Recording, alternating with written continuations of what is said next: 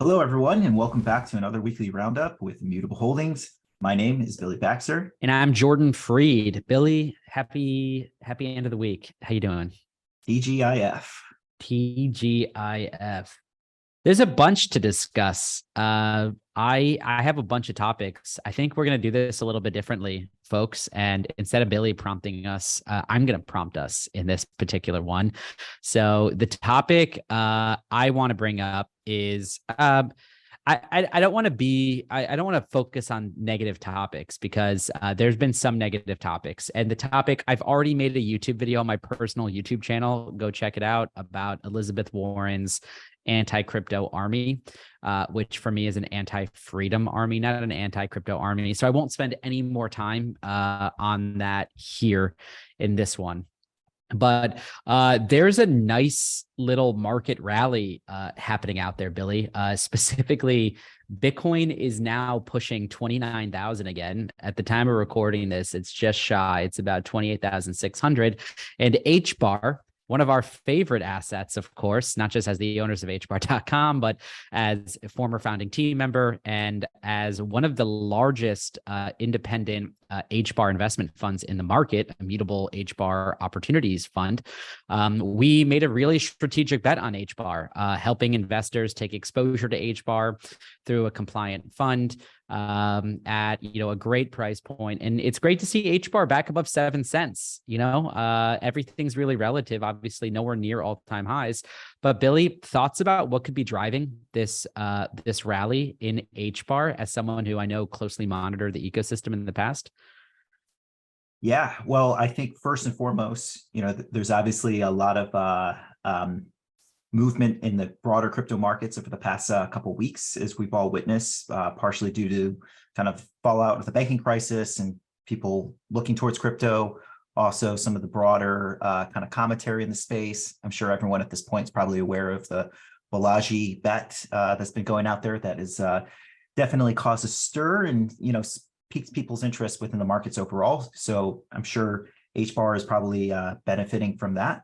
But on top of that, there was a report this past week that we saw from the wallet service provider Hashpack that noted the amount of accounts on HBAR and kind of had a nice little breakdown of like the different holdings across the HBAR ecosystem. It was pretty interesting to note just the amount of activity that's been increasing over the past year. And I guess as things are kind of shifting around as far as like the other tokens and other layer one networks in the space, HBAR is becoming a little bit more prominent. So people are becoming more aware of it. So it appears that there are some people starting to shift, some of their development off of other layer ones to potentially like Hedera. So it's been quite interesting to follow the developments there. Yeah, there's an announcement that an application that was previously building on MasterCard's private blockchain network is now going to be on Hedera's public network. There was also an announcement that Hedera is involved in a State Department initiative among companies that are trying to push for the democratic cause, and Hedera is among them, hosting a roundtable. So cool to see Hedera's name on the state.gov, the State Department's official website, along with some really big companies like Adobe and Microsoft and many others that are part of this, furthering democratic initiatives abroad and online. So Hedera's name being thrown out there a bunch, of course, not too long ago. Also, Dell joining the Hedera Governing Council. I believe starting today is Miami NFT, and Hedera is one of the top tier sponsors of the Miami NFT conference. And there's some Hedera speakers that runs from today through the weekend into early next week. So we'll be interesting to see what comes out of that. But yeah, just thought let's give a shout out to Hedera on this. Obviously, I'm no longer full-time involved in Hedera, full-time here running Immutable Holdings as chairman and CEO, as well as our various different business lines. But it's still an ecosystem that we like to closely monitor. Obviously, we made a bet on HBAR in starting this company, in that we picked up HBAR.com, and we've also launched one of the world's first HBAR investment funds. So just thought I'd end the week off by saying some positive things about my former business. But I still think there's so much opportunity in the Hedera ecosystem. We still talk a lot about what to do with HBAR.com Yeah. and things like that. Should we do a daily newsletter like Coffee and Crypto? If you're listening to this, by the way, let's get interactive. If you have ideas for what we should do with HBAR.com, leave a comment in the comment section below. Any idea is great. We want to hear it, but that's something that is not currently developed that we easily could in the future. Yeah, actually, on this note too, Jordan, I just want to raise this because obviously we follow everything as far as chatter people have about Immutable and also Hedera, given the close relationship there. One thing we kind of echo, and maybe this coming from someone else other than Jordan, is like Hedera is on the top of our minds at all times when we're looking at different product strategies and whatnot. Really, what it boils down to and why Hedera hasn't been a focal point, or you guys have seen it externally, like be incorporated into our products, really just comes down to technical capabilities and then also resourcing and timing. It's like I said, it's top of mind for us. We just have to figure out how HBAR Hedera elements can be incorporated into our products, which obviously takes a little bit of time there. And we're still a small company where there's only X amount of resources to get some of the stuff done. So I just want to throw that in there, Jordan. Hopefully it wasn't out of line to mention that, but I just wanted to not at all. Never out of line, Billy. But so that was one topic I'll throw up. There's a number of topics we could go to today, but I'm going to dive into our business lines. And I think we'll start this one with NFT.com because there is really so much good that is continuing to happen with our development of NFT.com. Just to quickly touch on it, had a great meeting this week with our Genesis key holders. Such a loyal community, very vocal, very opinionated, but that's how crypto communities are supposed to operate. So I'm grateful for everyone that bought a Genesis key that's still in there, that's testing out the new features that we're rolling out. It's great to see, it's not a high volume of transactions that are happening in the NFT space by any means, but it's great to see people using our transaction router and actually purchasing NFTs on X2Y2 and on LooksRare and through Seaport, which is the OpenSea API that they call it now. So it's just great it's great to see people actually using it. It's great to see people actually using their profiles, and it's great to see that site live. So we continue to look at new features that we can add to it. Our web traffic continues to grow thanks to Brad Bergen, who recently joined our team, who used to be a content creator over at NFTnow.com, among other crypto publications, but he continues to add great new articles up there. So if you go to NFT.com/articles, this is part of our content strategy, which is, I think the latest was like, hey, new Andy Warhol NFTs could help elevate younger investors. Burning NFTs, everything you should know. And then when you see that these get uploaded, what I've been monitoring is we've got these tools, and some of the tools are from Google, some of them are third-party tools, but they monitor the keywords we're able to pick up. So when you look at the domain authority of a particular website, that typically describes a website's ability to rank commandingly for some pretty strong keywords. So when I look at our chart, without sharing screen and getting into all the technical details, it's amazing to see these new keywords that we picked up. So I'll just kind of reference some just in the past week that are just sort of like new keywords and increases in our ranking. So like NFT key, we now rank, we've climbed 7 positions. We're now in the 8th position on average in Google in the United States. Best NFTs to watch, or the NFT collections to watch, we're now in the 4th position in Google for. We've jumped 33 slots for just the keyword NFTs, which is a very high traffic keyword. NFT.com has now jumped 33. So we jumped from the 63rd position to the 30th position, and that'll continue to climb. How to make generative art NFTs. We're now in the 13th position. That's a brand new keyword that we never ranked for. Let me just keep going with a couple of these because some of these are amazing. NFT marketplace. We're up 3 slots. Why do people buy NFTs? We actually published an article called 5 Reasons Why People Buy NFTs in 2023. We are now in the 30th slot. We never ranked for that keyword ever. Let me just see if I can find a couple of the really good ones here. I'll rank these by keyword difficulties so we can just look at a couple of the really good ones. Some of these are misspellings, so I don't want to go through the misspellings. What's an NFT? That's a totally new one that we just started ranking for. And then NFT account. I'll just mention some of those. Obviously, there's more. There's soul NFTs. So we did an article called the Solana blockchain NFTs. We just picked up a keyword there. It's nowhere near the first page, but it's climbing quickly. NFTs for sale, NFT.com, the homepage ranks for that. And continue to look at the content that we post there. Part of our growth strategy for NFT.com is going to just be driven by that content. So, Billy, you know how much I love this. I feel like I've been talking to you now for close to a decade and a half now about just, content, creating articles and ranking. But it's exciting to see us rank. So people are like, oh, what are you talking about? What are you guys doing? Are you shipping features fast enough? It's like, look at our content and look at our Google rankings and look at our traffic and look at the growth in that traffic. And it's up week over week, month over month. It'll continue to climb slowly and then suddenly. And then typically the way SEO works is it's like all at once. There's typically an inflection point in it where all the content that you've added starts to compound. So this is an area that we're investing time and resource in. Obviously, also on the engineering side, we've been optimizing the site, load times, auto generative site maps that auto index and ping Google Webmaster Tools to tell Google that we've updated the site map.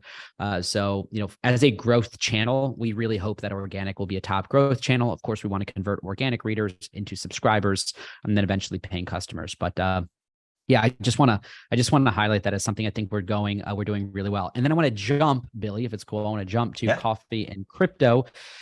Because coffee and crypto is now over 67,000. I just checked this morning, 67,000 subscribers. Average open rate is north now of over 30%, which is ridiculous and exciting. Ridiculous, like good ridiculous. That is, I know a lot of people in the emailing space that don't see anywhere near that number on a list of that size.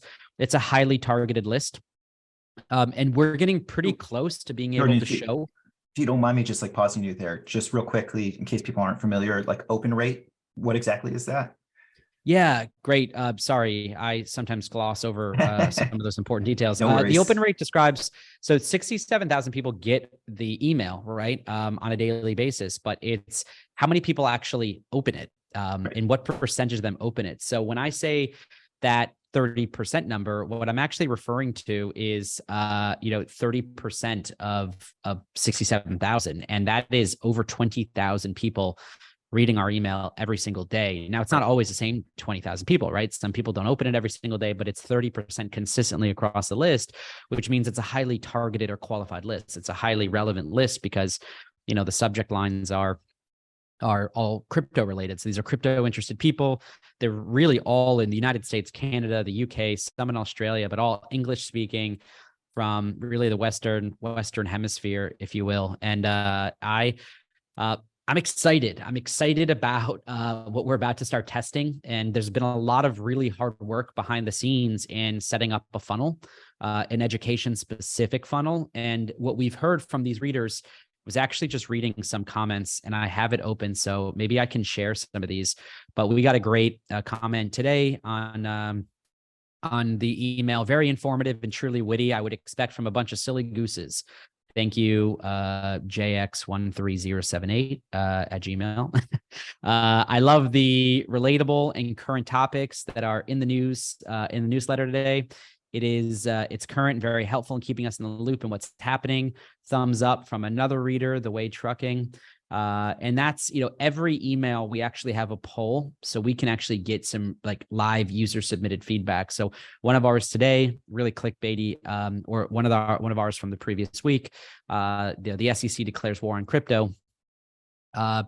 we have a poll where people can actually vote, now that's the good stuff. Pretty good. A satisfying cup of Joe, or ew, gas station coffee. And in this one, again, really great comments. Keep the coffee flowing, mate.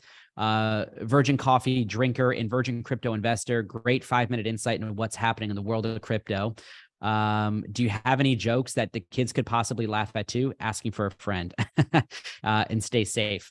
The other one is like bringing up Kendall Roy rap was a great, interesting comparison to Bitcoin and to bank stocks. Of course, we were talking about Succession coming back, and there was a Succession joke in that newsletter. So really engaged audience. Awesome to see how many people are actually rating it to be, now that's the good stuff. So in this one, 50 votes, over 2/3 of these people, only 5 people sort of said, ew, gas station coffee of 50. So of the 50 votes, only 10% said gas station coffee, and the other 45 or so votes for that particular edition. Just amazing. And this is me just picking a random edition. If I open up some of the other ones, the ratio typically holds true.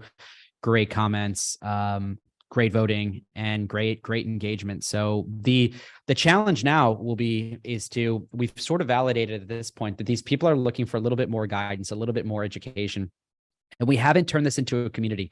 Everyone's really just reading this in their own inbox. So some of the things we're talking about is, should we invite these people into their own chat channel, into their own, message board? Should we invite them to a weekly meeting where we host a roundtable about what's happening in the crypto market? Billy, similar to this, where you and I just kind of, talk about the highlights of what happened the past week and some of our trade insights and some of what we're doing with our own personal portfolios. And then, are there educational offers that we could offer to them? So there's a lot of work going on behind the scenes. I'm excited to soon start talking about it publicly. Today marks the end of Q1. So end of year financials are going to be out by the time this is released. And I'm excited about what we're going to be able to achieve this year and in, subsequent quarters by, I don't want to talk about them as just monetizing, but that is, we as a business exist to generate a return for shareholders to monetize. And I think we can deliver a lot of value to these readers while also delivering great results for shareholders by bringing educational offerings in the crypto space to these people. So a lot more to come there. Billy, would you add anything more to that? Yeah, we're really excited to share more on those details of what's happening with the businesses. I guess first and foremost, like I said, by the time that this will be posted online, we'll filed our 2022 year-end financial statements. In Canada, there's a 90-day window when you have to ultimately file those, but it also wraps up Q1, and we'll have more to share as we talk about like the other businesses in 2023. And also, I would just note, like in our annual information form, we've kind of updated some of the descriptions as it relates to our businesses, which will obviously propagate across like all of our different media websites, like etc. But really excited for the rest of 2023. Same here. So listen, as always, leave us a comment below. Let us know what questions you have on your mind. Obviously, we exist as a business to deliver a profit, to deliver results to shareholders. We're still early stage, but we're very confident in the 2 business lines we're focused on: the growth of NFT.com, what we're going to be able to do from a content strategy, growing that web traffic, growing that audience, and being able to get product market fit for that user base. And then on the coffee and crypto side, really growing that awareness, growing that attention in those eyeballs, and converting them into really valuable offers in the form of education. That might be a digital product that they can just, go through, self-paced education. That could be a subscription to a membership product.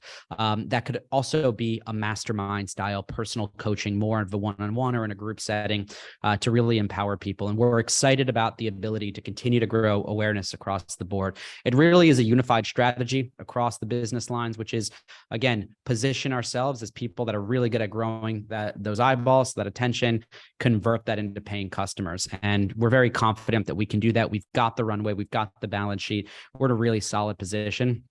to not just, I'm not going to fully declare bear market over, of course, here with just this little Bitcoin rally, but I think the second half of this year is going to get really exciting in the crypto space, and I'm excited to be positioned to help people understand it. So, Billy, as always, tell the people what they should do. Be sure to like, comment, and subscribe. Thanks all for watching. Have a great rest of your week. If you're watching this at the beginning of the week, have a great weekend. If you're watching this in the weekend, thank you. And thank you for your support as always. We'll engage with you in the comments below. Thanks as always for the support. Bye-bye. Take care.